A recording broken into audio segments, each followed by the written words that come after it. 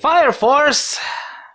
God, this is a stupid name. Fire Force. Those one block away from G.I. Joe and Thundercats. Don't let the Foot Clan scare you on the way. Even the Japanese romanji is silly. Ennen no Shobutai. The fact that no one seems to know how to write it only proves my point. But jokes aside, this is actually the show I did look forward to a bit, because it was made by the same guy who made Soul Eater, and dear lord, does it show. Another reason is because I've heard a small scandal surrounding it, that one of the characters is over-sexualized, though seeing it for myself I can safely conclude that people who yelled about it have at best only recently started watching anime, at worst never seen a goddamn anime in their lives. Allow me to explain my point via frames from the opening of two works of the same author. This is Tamaki. She represents the cat girl stereotype. In the opening, she completely kicks ass of multiple enemies with her Nekomata powers. This is Blair.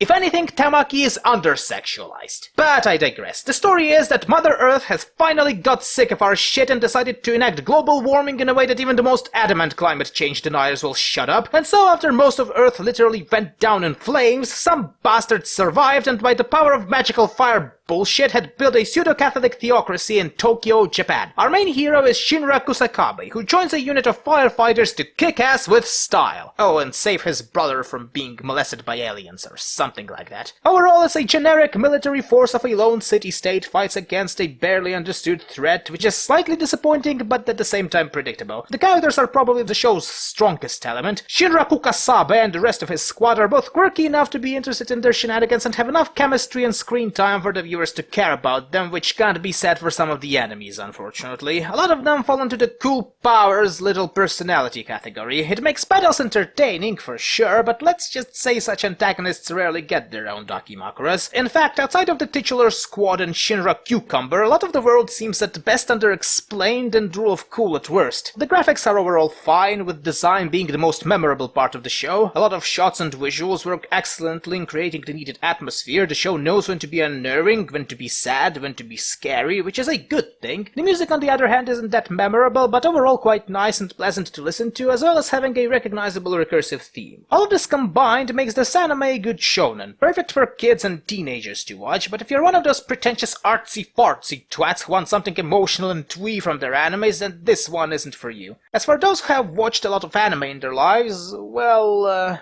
I respect this anime more than I like it. I respect the fairly active plot, the creativity behind their powers, which I'm totally going to steal should I be in need of fire-based spells but couldn't be asked to make anything fancier than 3 types of fireballs. I also respect those gay communists who are able to sustain themselves for a month by only ingesting truckers' semen, but it's not a lifestyle I can sincerely recommend. The same way I also can't sincerely recommend an anime whose name and storylines I had to force myself to remember a day after I finished watching it. It is a competently made anime that offers nothing of value to those who've seen similar stuff multiple times already. Now, how do I end it with a semen joke?